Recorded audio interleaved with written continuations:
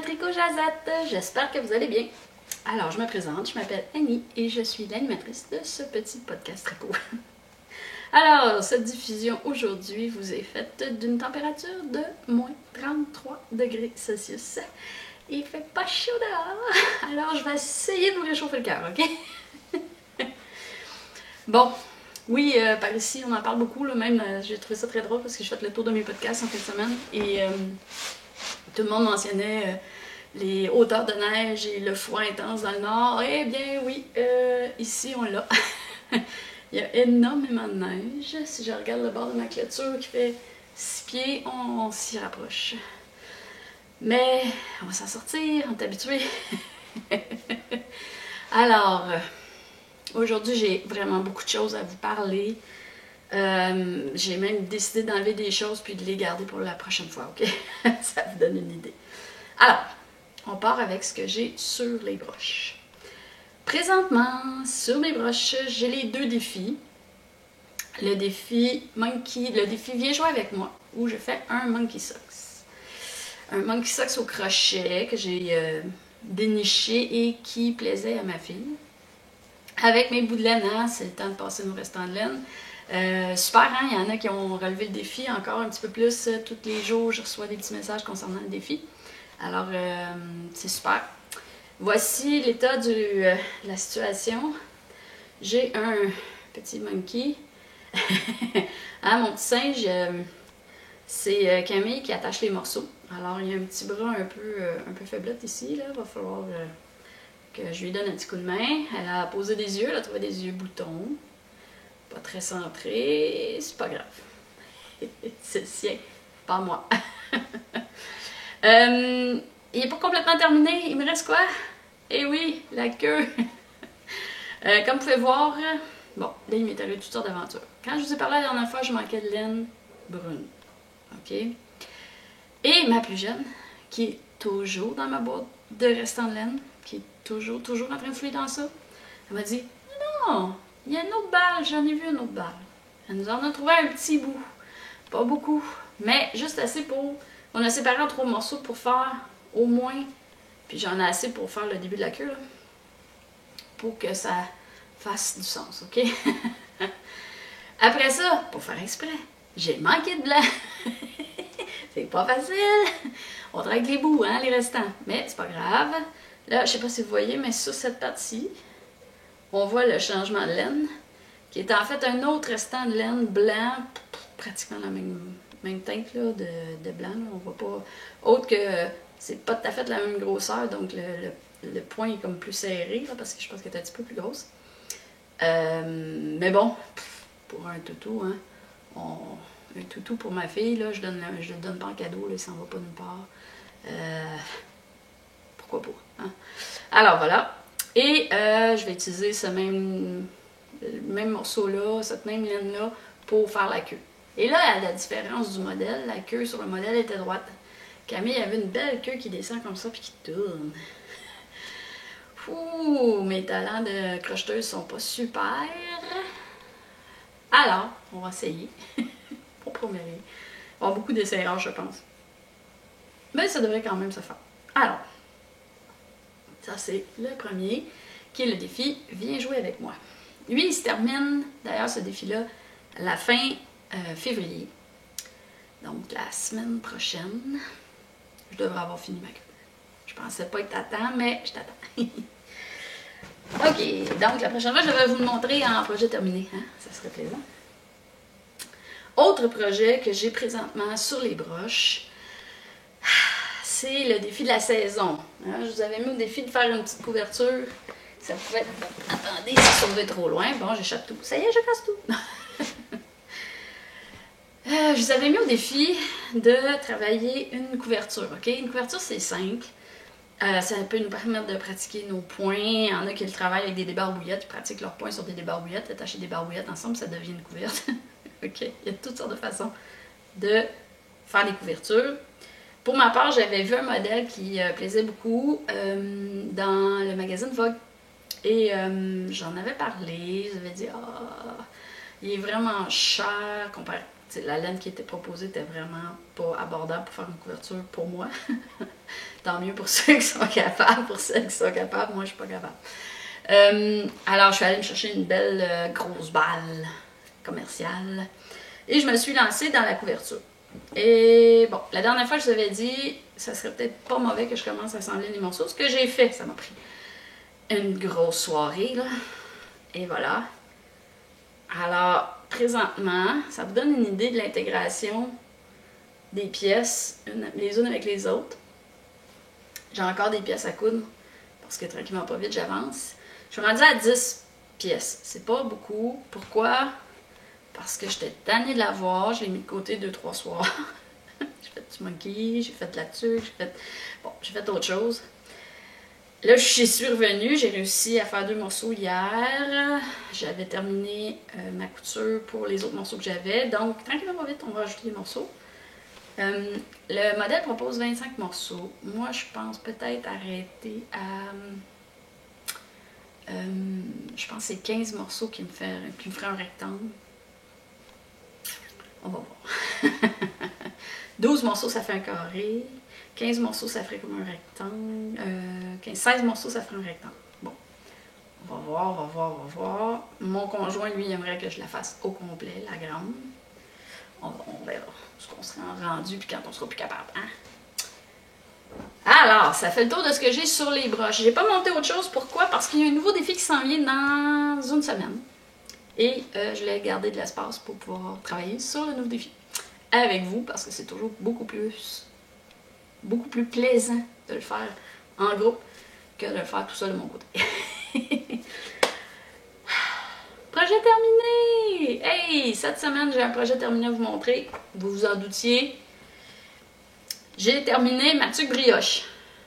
Hein? Et c'est-tu coloré ça, juste un peu? Un peu, oui. Alors voilà, ça c'est la tuque brioche. Et bien évidemment, c'est un point qui est réversible, à l'exception du dessus que j'ai fait de façon... le modèle était comme ça, là. Qu'on tombe juste à une laine sur le dessus, mais ça serait pas laid non plus, là. Aventure brioche, ok. J'ai fait des faits plusieurs fois, parce que c'était la première fois que je travaillais de la brioche. Et je sais pas, ça voulait pas rentrer. Une fois que je l'ai eu montée, que je vous l'ai montré la semaine passée, j'ai réalisé qu'elle était pas assez grande. Là, c'est assez, les trucs trop petites, trop grandes. Je voulais qu'elle me fasse. Elle me fait. Hein? Elle me fait. Je voulais qu'elle me fasse, mais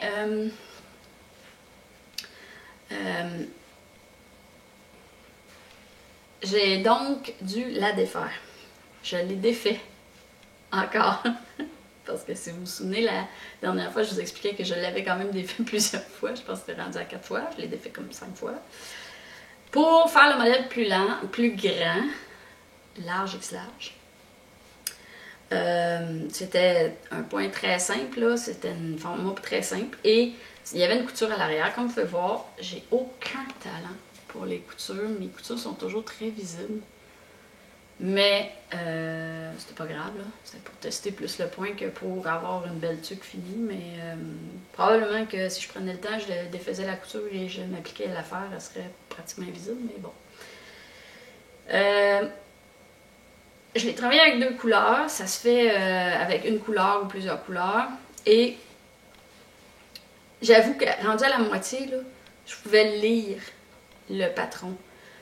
J'avais plus besoin de lire les instructions pour savoir s'il fallait que je la prenne à l'endroit, à l'envers, s'il fallait... Bon, ok. Ça devient logique, mais ça prend du temps. Donc, si vous essayez le point, je vous le dis, là, ça fait un peu... c'est très aéré comme texture, c'est très coussiné. Mais c'est sympathique. C'est juste qu'il faut prendre le temps d'accepter le point. OK? Il se fait en 4 rangs. En 4 rangs. Parce qu'on va le faire à l'endroit d'un côté, à l'envers de ce côté-là, à l'endroit de l'autre côté, à l'envers de ce côté-là. OK? Vous avez une idée des 2 couleurs. OK? Donc, c'est toujours sur 4, mais à force de le faire, à force de le faire, à force de le faire, vous venez que ça vous paraît logique, vous allez le regarder, votre modèle, vous allez dire, ah oui, là, je suis du côté à l'endroit pour telle couleur. Essayez-le, c'est sympathique. Et on ne s'y tente pas tant que ça, hein. C'est pas, je trouve que ça varie beaucoup à cause des 4 ans qu'on doit répéter, qui sont différents d'un à l'autre. Ça fait que ça nous garde motivés. C'est pas endormant, redondant. Alors, c'est mon projet terminé cette semaine. 10 minutes. Parfait, ça me laisse du temps pour les nouvelles. OK, j'ai plein de choses.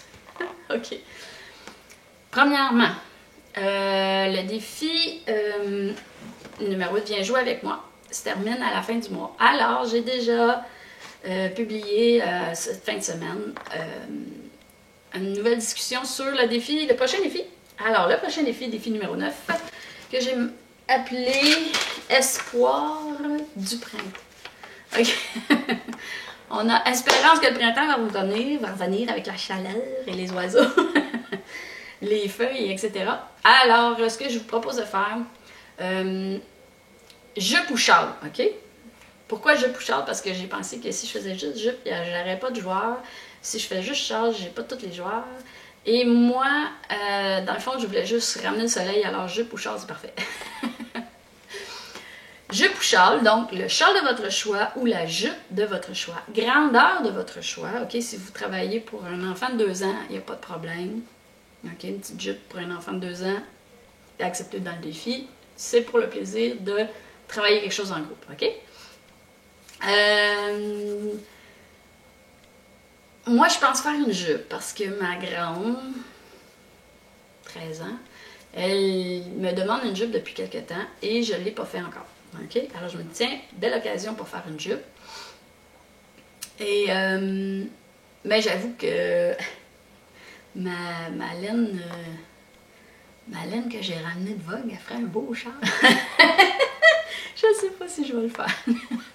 On verra, OK? Peut-être les deux. Peut-être si j'ai le temps. Ça me surprendrait. J'ai le temps de faire les deux. Voilà. Ça, c'est la première chose. Alors, je vous invite à regarder ça, embarquer avec nous, travailler votre petit morceau, et puis échanger sur le groupe de Ravelry. Hein? Si ça vous dit, il y a des gens qui y sont presque tous les jours. Moi, j'y passe pas mal tous les jours. Alors, venez échanger avec nous. C'est vivant.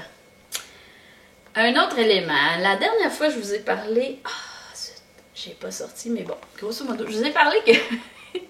j'ai pas sorti ma laine, mais en fait, j'ai commandé de la laine blanche pour pouvoir la teindre. OK? Pour jouer avec mes teintures. Et j'ai reçu une boîte, une grosse boîte. Et à l'intérieur, il y avait quoi quand j'ai ouvert? De la laine blanche. Ça faisait tellement étrange. Mais ça m'a permis quand même de débuter ce que je voulais faire depuis mon retour de New York. En fait, c'est commencer à faire des tests de teinture et m'amuser avec ça. Et j'avais été voir sur des discussions sur Internet, dans les livres, et l'envie de commencer avec la teinture de fèves noires. Ça m'a attiré. OK. Les trucs étranges, j'aime toujours ça. L'intérêt, c'est... En fait, la façon de faire, c'est de laisser tremper des fèves noires 24 heures. OK? De prendre l'eau de trempage, qui est devenue une espèce de couleur brunâtre mauve, un peu. OK?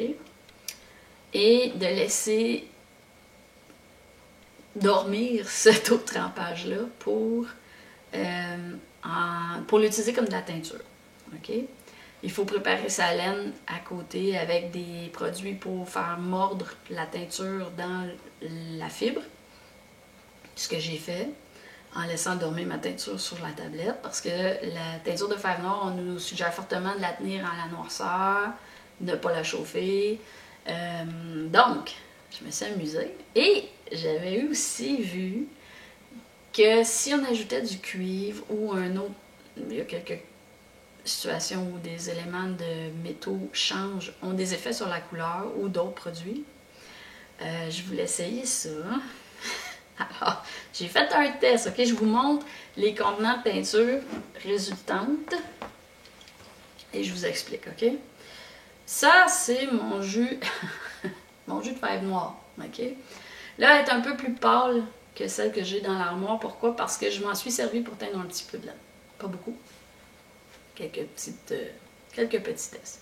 Mais ça vous donne une idée. En comparaison, j'ai mis du cuivre, un petit morceau de cuivre, dans un pot. Ça et ça, c'est la même. C'est le même jus. Ici, je ne sais pas si vous voyez un peu là, mais la couleur qu'on a, c'est une espèce de bleu très foncé, bleu jeansé. Vraiment intéressant comme effet chimique là. Écoutez, c'est pas du tout la même chose, ok? La laine que j'ai teinte dans celui-là, elle est sortie une espèce de brun orangé, là. Un brun beige, ok? Brun beige, pâle. Vraiment pas très foncé, mais vous pouvez déterminer que vous pouvez avoir une idée de l'effet. La laine que j'ai sortie de là est sortie bleu, vert et gris, ok? Mais là, je l'ai laissé 48 heures dans chacun des bouts. OK? Je l'avais laissé un peu moins longtemps, elle n'aurait pas eu le même effet. Ce que j'ai mis dans celui-là, c'est un morceau d'éponge à récurer de cuivre. OK? Là, vous ne le voyez pas, là, mais je ne sais pas si je peux vous le montrer, là, mais il est vraiment dedans. Ah, vous ne le voyez pas. C'est pas grave. J'ai découpé un morceau là, avec des ciseaux, vite, là. J'ai pris un petit morceau de ça, j'ai mis dedans. Ça a eu la réaction chimique qui était proposée, qui était expliquée.